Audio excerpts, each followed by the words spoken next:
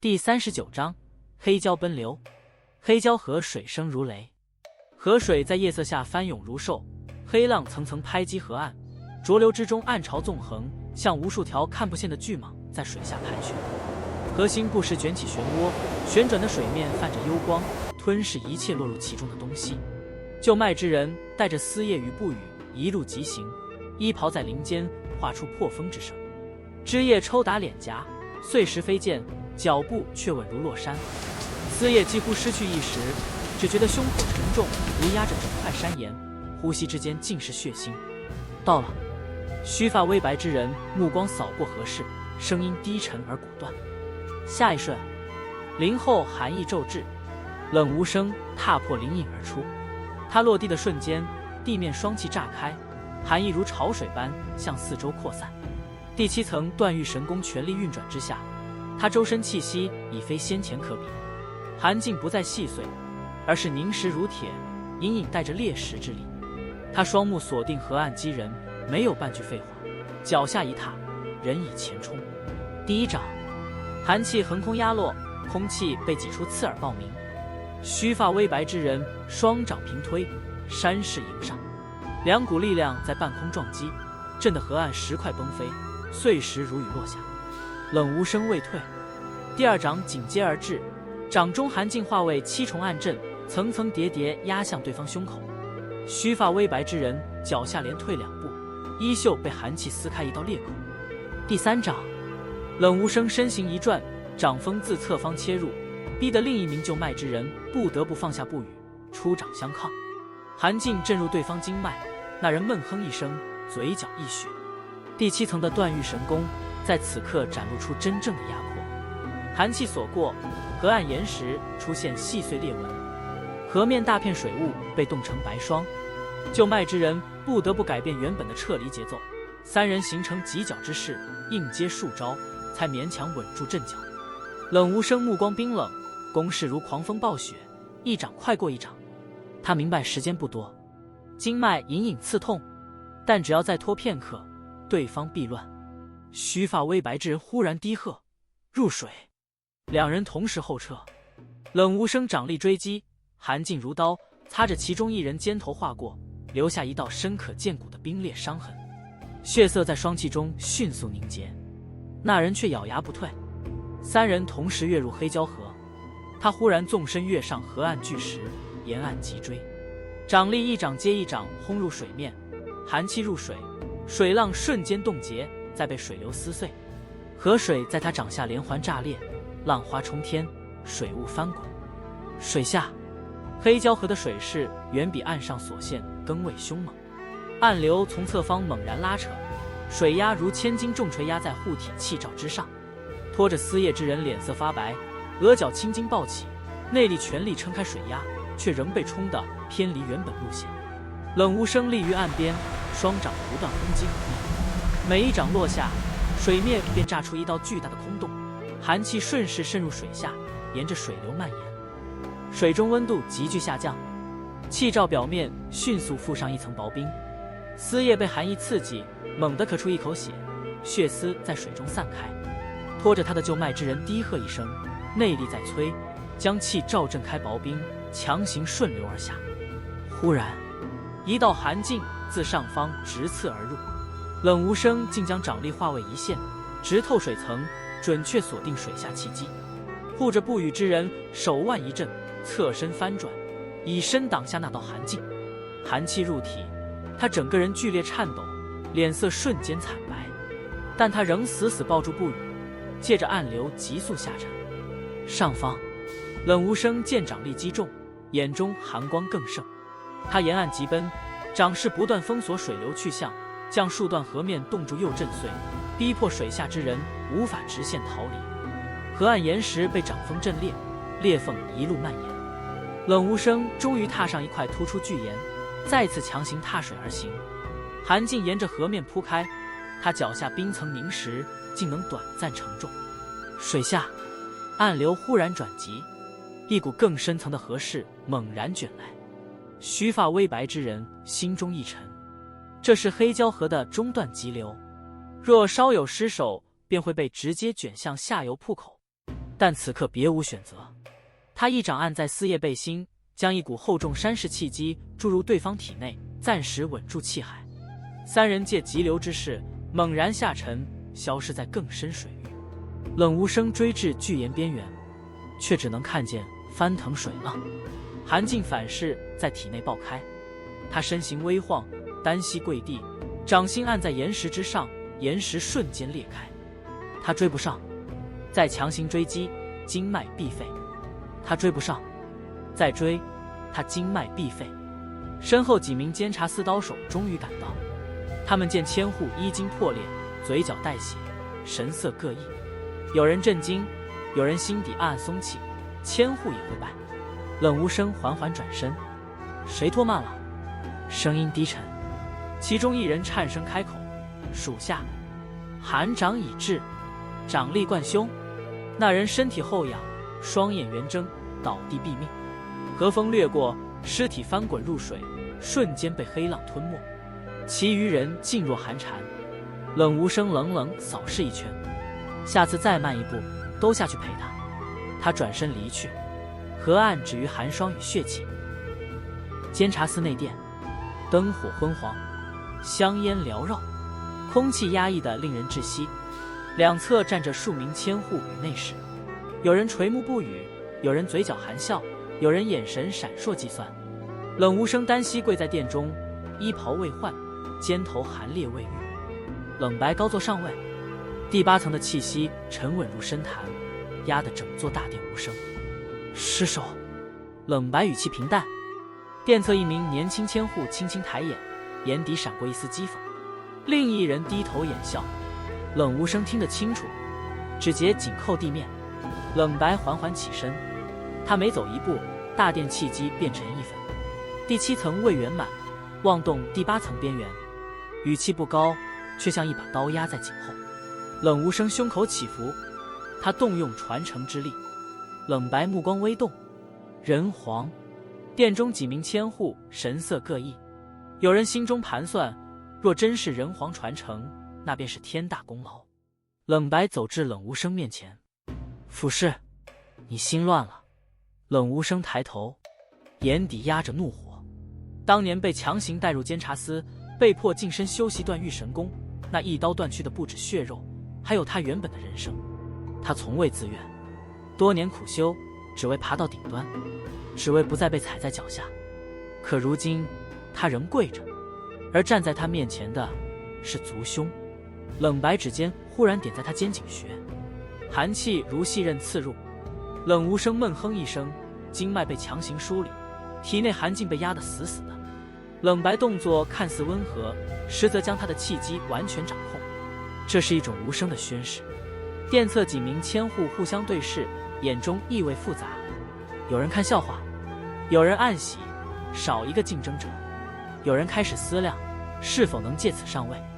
冷白收手，闭关，再乱一次，经脉尽废。冷无声低头，是，声音低沉，心中却翻腾不息。他恨那两人，更恨监察司，恨这座殿，恨那一刀，恨这种被压在地上的感觉。冷白转身回坐，目光平静。黑蛟河，派人盯着。殿中气氛凝滞，暗流已动，而冷无声心底那股暗流比黑蛟河更深。第40章铺口沉舟。黑蛟河的中段急流如同一条失控的巨兽，水势在河床狭窄处骤然收束，随即猛然倾泻而下。远远便能听见低沉轰鸣，那是铺口将至的声音，像山体崩塌，又像千军齐吼。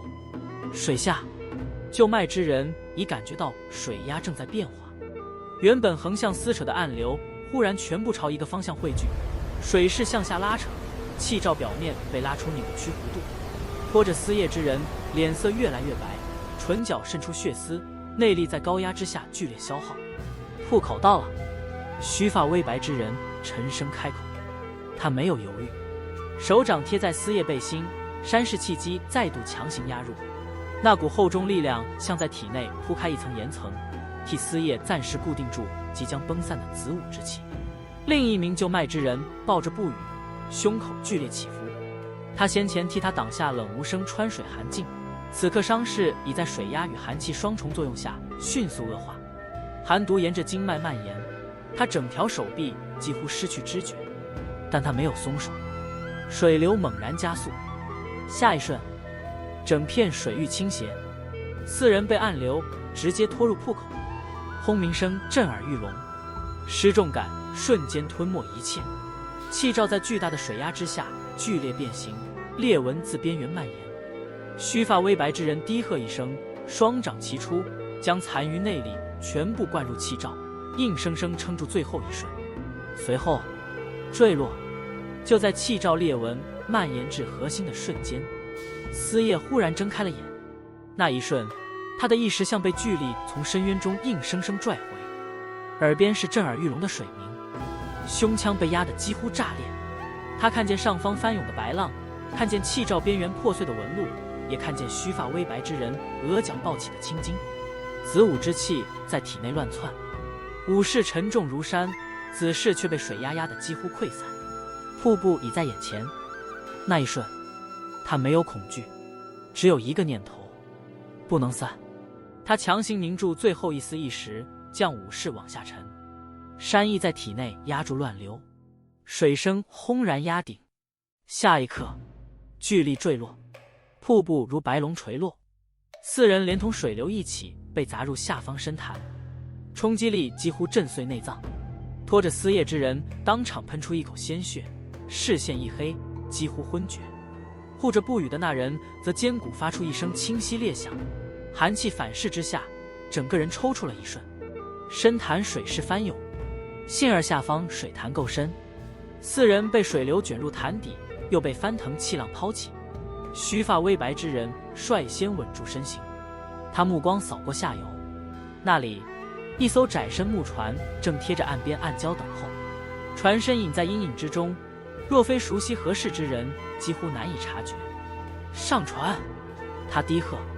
2名救脉之人强撑最后力气，拖着思叶与不语朝岸边游去，每一寸水域都沉重无比。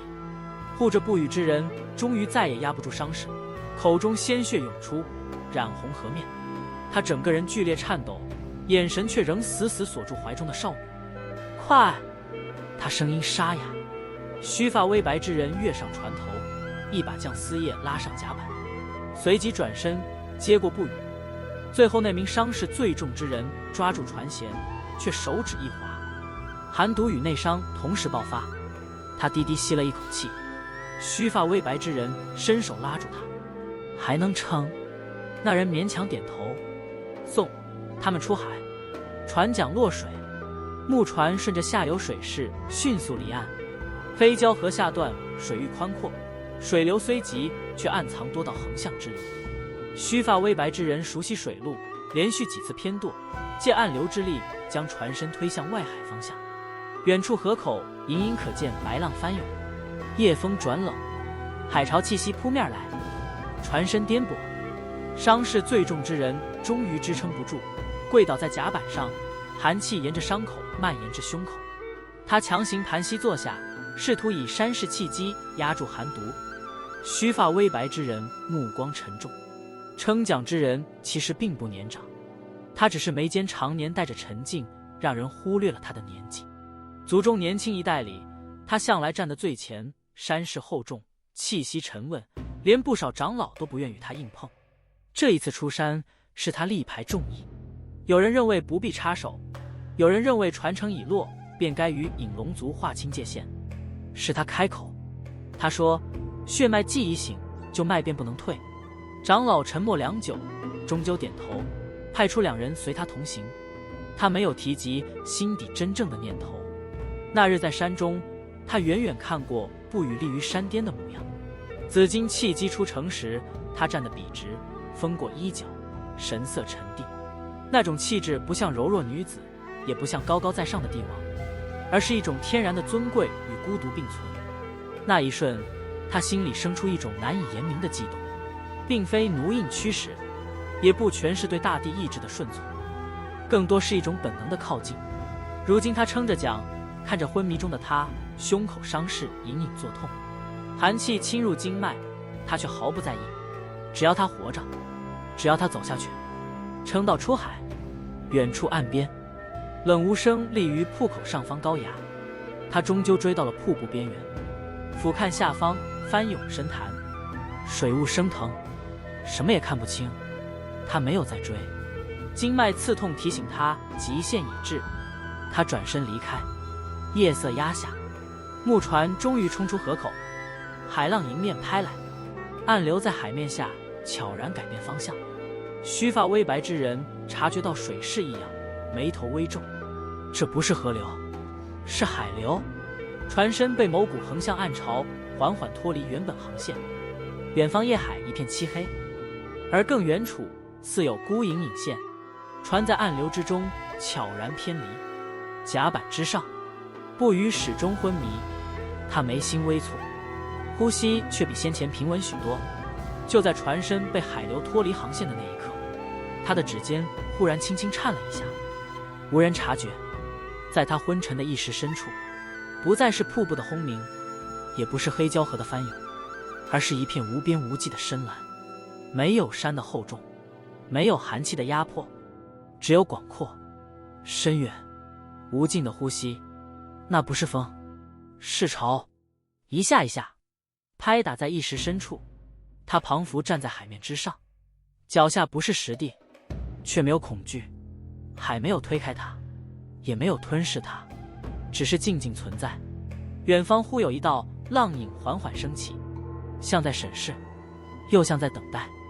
不语的眉心渐渐舒展，那一丝微弱的紫金气机在他体内缓缓流动，与海潮的节奏第一次产生共振，极轻却真实。命运的方向也在此刻改变。